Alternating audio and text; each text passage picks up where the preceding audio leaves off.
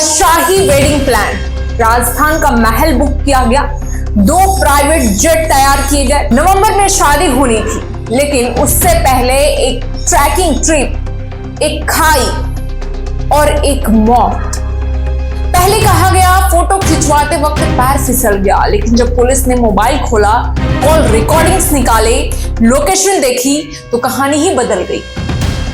अब आरोप है कि जिस लड़की से शादी होने वाली थी, उसी ने अपने प्रेमी के साथ मिलकर होने वाले पति यानी अपने मंगेतर को खाई में धक्का दे दिया। और यहीं से लोगों को याद आने लगा राजा रघुवंशी और सोनम का चर्चित केस। क्या इतिहास खुद को दोहरा रहा है? अक्सर कहा जाता है कि इतिहास जरूर रिपीट होता है, हिस्ट्री जरूर रिपीट होती है, लेकिन इस वे में क्या प्यार के नाम पर फिर से एक खौफनाक साजिश रची गई, या कहानी में अभी भी कोई बड़ा ट्विस्ट बाकी है? आज के इस तहलका एक्सप्लेनर में हम समझेंगे केतन अग्रवाल की मौत, सिया गोयल की कहानी, पुलिस की जांच, 17 करोड़ की शादी का रहस्य और वो सवाल जो पूरे देश को परेशान कर रहा है। जरा इमेजिन करिए, आप एक सफल बिजनेसमैन के बेटे हैं, परिवार भी बहुत प्रतिष्ठित है, समाज में नाम है, करोड़ों का कारोबार है और कुछ महीनों बाद आपकी शादी होने वाली है। और वो किसी साधारण शादी की तरह नहीं, बल्कि ऐसी शादी जिसकी चर्चा पूरे बिजनेस सर्किल में, रिपोर्ट्स के हिसाब से अगर सूत्रों के अनुसार देखें तो राजस्थान में एक भव्य महल बुक किया गया। खर्च करीब 17 करोड़ रुपए आए थे। मेहमानों के लिए विशेष इंतजाम किए गए हैं। 2 निजी प्राइवेट जेट तैयार किए गए थे शादी के लिए। लग्जरी व्यवस्था किया गया है भरपूर, सब कुछ तैयार, सब कुछ। लेकिन केतन अग्रवाल अपने जीवन के सबसे खूबसूरत दौर में जीने को लेकर तैयार थे, लेकिन उन्हें नहीं पता था कि आगे मेरे साथ क्या होने वाला है। परिवार खुश था, दोनों परिवार सालों से एक दूसरे को जानते थे, सब कुछ बिल्कुल नॉर्मल सा दिख रहा था। लेकिन अक्सर जो चीजें बाहर से सबसे खूबसूरत दिखती हैं, उनके अंदर सबसे बड़ा तूफान छिपा होता है। समझिए, जन्मदिन का ट्रिप मौत का जाल कैसे बना। 18 जून वो तारीख है जिस दिन सिया गोयल का जन्मदिन था। जन्मदिन मनाने के लिए दोनों लोहागढ़ किले की ट्रैकिंग पर जाते हैं। रोमांटिक ट्रिप जैसा माहौल बना हुआ था, फोटोज, वीडियोज, फ्यूचर की बातें, शादी के सपने।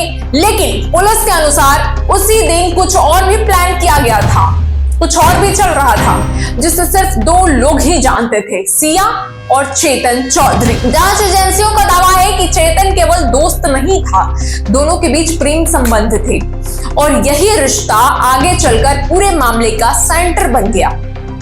उस दिन ट्रैकिंग के दौरान क्या हुआ, इसका पूरा सच शायद सिर्फ वहां मौजूद लोगों को ही पता होगा। लेकिन जो कहानी पहले सुनाई गई वो थी केतन फोटो लेते समय फिसल गए। पहली नजर में मामला हादसा लगा। हर साल ऐसी घटनाएं होती हैं आमतौर पे, पहाड़, घाटियां, फिसलन और दुर्घटना बहुत ही आम सी चीज है। लेकिन पुलिस की नजर में कुछ बातें फिट बैठ ही नहीं रही थी। हादसे की कहानी में पहला बिंदु, पहला छेद कहां से शुरू होता है? जब कोई मामला हाई प्रोफाइल होता है तो जांच भी गहरी होती है। पुलिस ने घटना स्थल देखा, गवाहों से बात की, मोबाइल डेटा खंगाला, कॉल रिकॉर्डिंग्स देखे और यहीं से शक पैदा हुआ। अगर ये सिर्फ हादसा था तो कुछ फैक्ट्स मेल क्यों नहीं किए जा रहे थे? कॉल रिकॉर्डिंग क्या बता रहे थे? लोकेशन डेटा क्या कह रहा था? घटना से पहले किन लोगों से बातचीत हुई?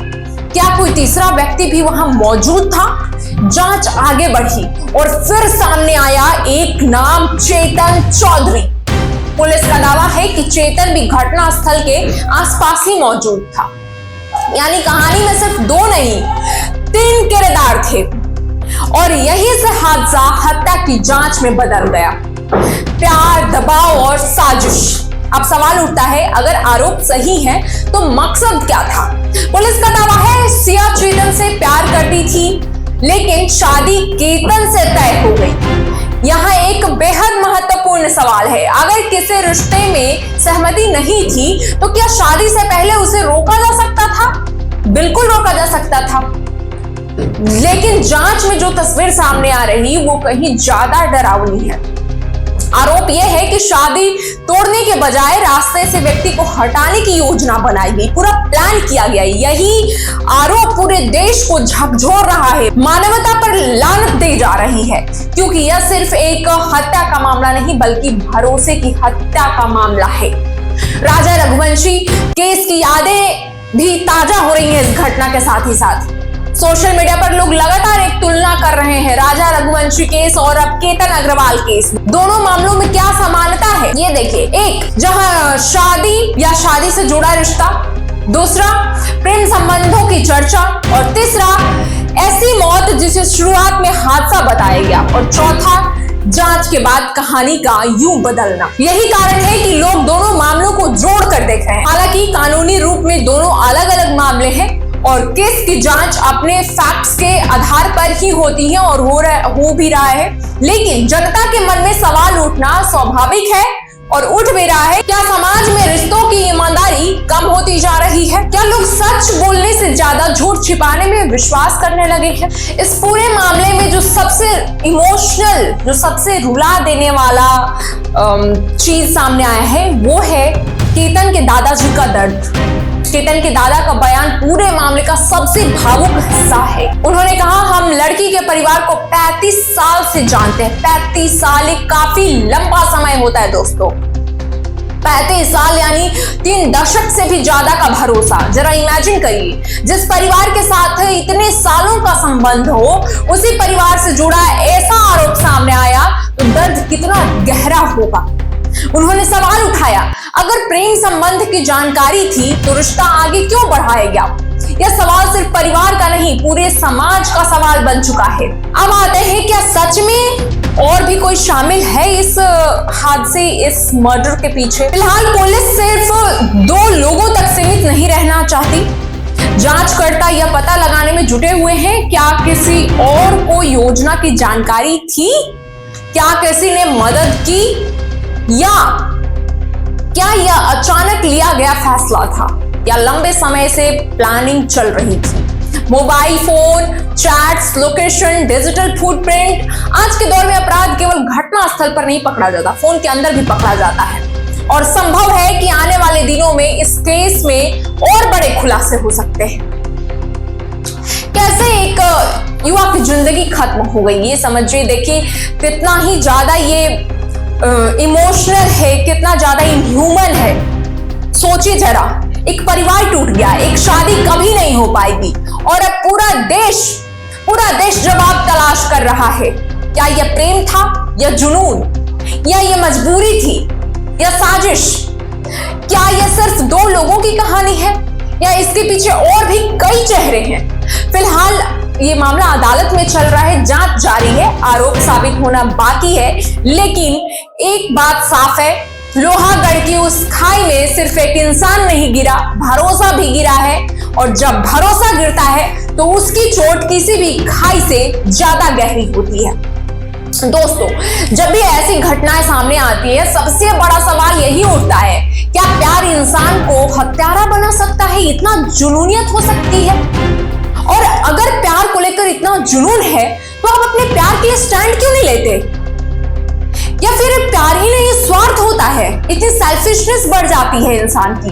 क्योंकि प्यार अगर सच्चा हो तो वह किसी की जान नहीं लेता, वह रास्ता खोजता है, रास्ता निकालता है, वे ढूंढता है, बातें खोजता है, समाधान खोजता है। लेकिन जब प्यार के नाम पर किसी की जिंदगी खत्म कर दी जाए तो वो प्यार नहीं रह जाता, वो जुनून, वो पागलपन बन जाता है।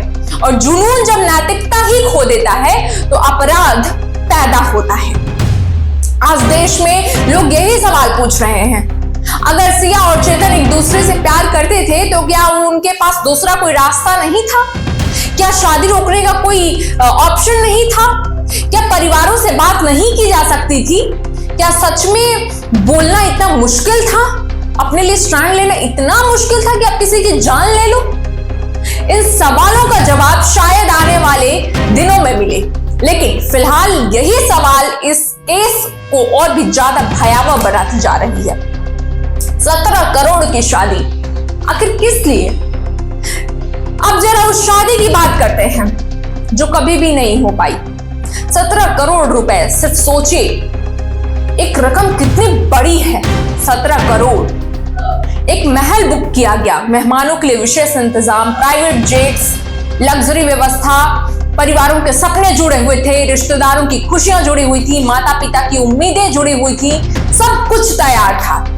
लेकिन सबसे बड़ी विडंबना देखिए, जिस रिश्ते पर करोड़ों रुपए खर्च होने वाले थे, शायद उसी रिश्ते में सबसे बड़ी दरार मौजूद थी। यहीं पर सवाल सिर्फ एक परिवार का नहीं रह जाता, बल्कि पूरे समाज का हो जाता है। क्या हम आज भी रिश्ते तय करते समय बच्चों की वास्तविक भावनाओं को समझ नहीं पाते हैं? कहीं ना कहीं पेरेंट्स की भी कोई कमी है, या सिर्फ सामाजिक प्रतिष्ठा देखकर ही फैसले कर देते हैं? अब समझिए इस पूरे मामले में पुलिस को कैसे शक हुआ। अक्सर फिल्मों में दिखाया जाता है कि अपराधी सबूत मिटा देता है, लेकिन असली दुनिया में सबसे बड़ा गवाह मोबाइल फोन होता है। पुलिस सूत्रों के अनुसार call recordings, location data, messaging pattern, घटनास्थल के आसपास की गतिविधियां, इन सब ने कहानी ही बदल दी। पहले जो मामला हादसा लग रहा था, वह अचानक हत्या की जांच में बदल गया। यही वजह है कि आज की डिजिटल दुनिया में अपराध करना आसान नहीं, बल्कि छिपाना मुश्किल हो जा रहा है। हर कॉल, हर लोकेशन, हर चैट्स एक कहानी सुनाती है, और पुलिस उसी कहानी को जोड़ने की कोशिश कर रही है।